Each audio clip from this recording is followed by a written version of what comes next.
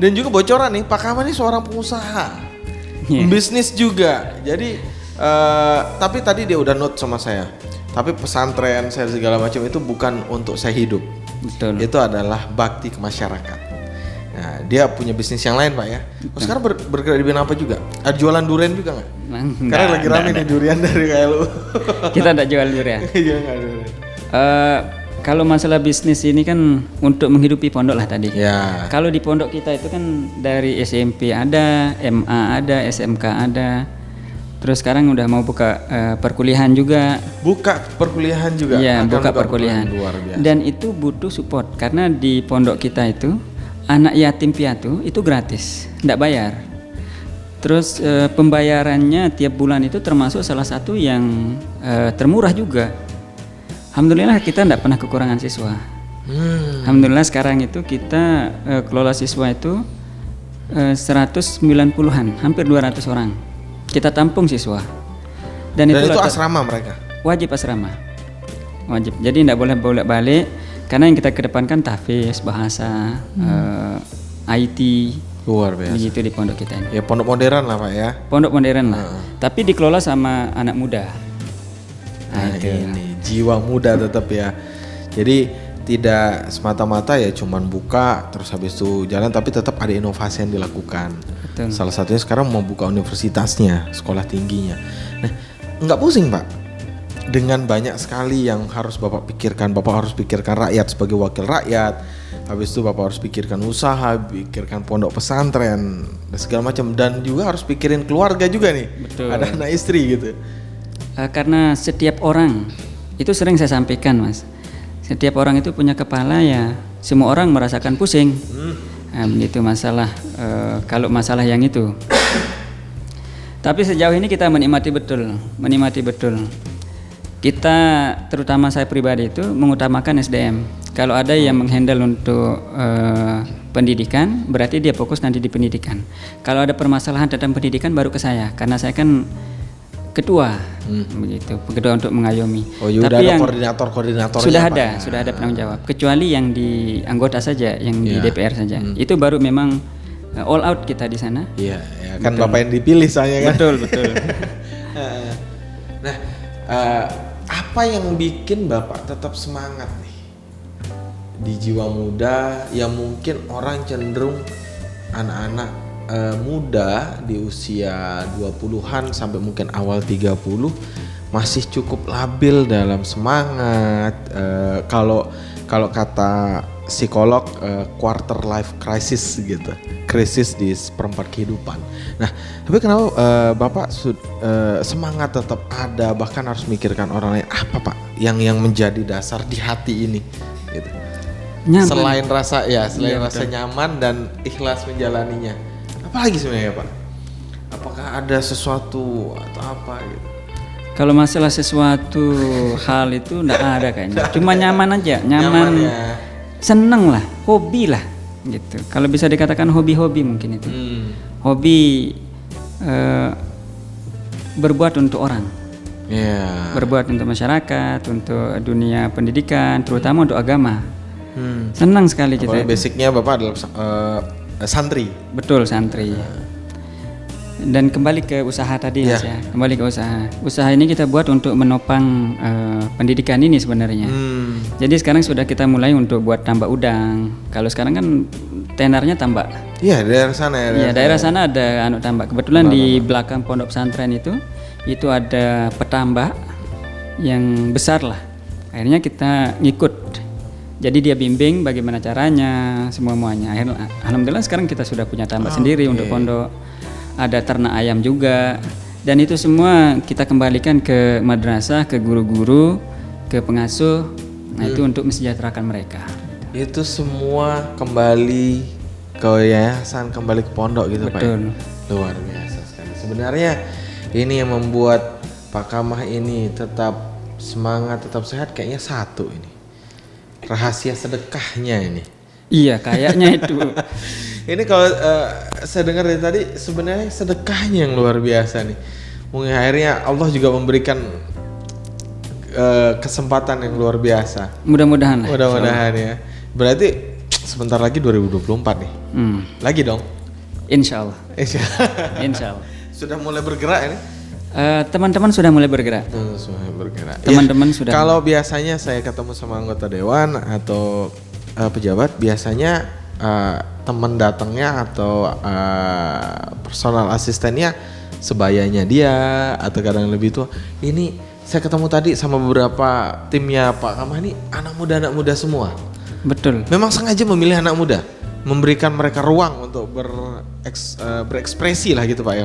Betul. Jadi sengaja kita ajak anak-anak muda ini, ayo kita ini kan muda. Ya. Harus sama anak muda. Sama anak muda ya. Iya. Nah, tapi kalau di struktural usaha yayasan atau apapun yang ibaratnya yang bekerja timnya Bapak gitu, ada nggak sih yang lebih tua dari Bapak? Ada. Ada ya. Ada.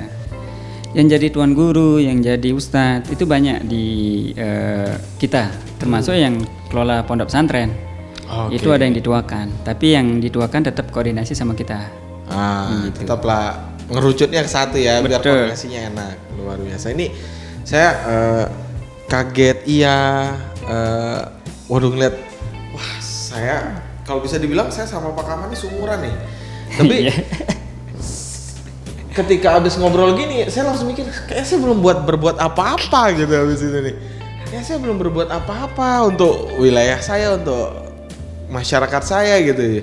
Dan ini mungkin bisa menjadi inspirasi juga untuk anak-anak muda di luar sana. Iya. Apalagi nih kalau kata Ketua KPU kemarin waktu ada di podcast juga, pemilih di 2024 besok itu lebih 60% adalah pemilih muda. Ini kan berarti kesempatan nih anak-anak muda gitu. Tapi dong nanti kalau Bapak ngomong nih biasanya banyak pesaingnya juga deh anak-anak muda nih. Enggak lah ya.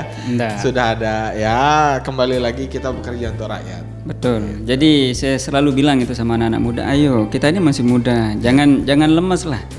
Jangan sungkan sama yang tua-tua. Yang masuk politik ini yang tua-tua bukan. Semua orang itu berhak. Semua orang itu bisa begitu. Termasuk anak-anak muda ini. Seandainya ya Mas ya. Seandainya ini kita berandai-andai saja lah.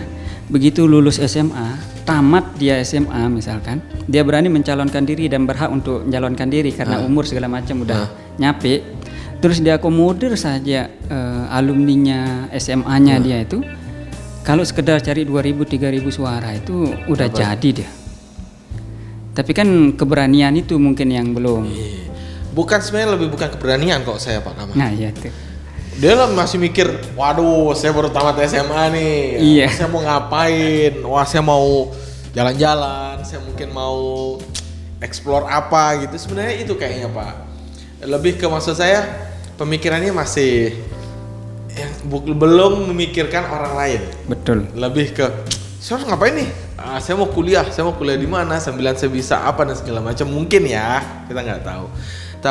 Tapi kalau benar kata Pak Kamah tadi, karena Indonesia merdeka aja, karena ada gerakan dari orang tua dan gerakan anak mudanya. Betul. Dan proklamasi terjadi itu karena gerakan anak-anak muda, bukan dari ranah yang orang tua. Karena orang tua waktu itu kalau nggak salah kata sejarah ingin melakukan diplomasi, mau melakukan masih diplomasi dengan penjajah waktu itu. Tapi anak muda yang langsung susun sampai akhirnya proklamasi terjadi. Nah itu salah satu bukti gerakan anak muda ini penting ya Pak Kamah ya. Betul. Dan Pak Kamah ini adalah wujud anak muda yang saat ini harusnya begini nih gini. Dan ayo gerakan muda, saatnya muda yang bergerak. Betul, saatnya itu. Tagline satu lagi nih.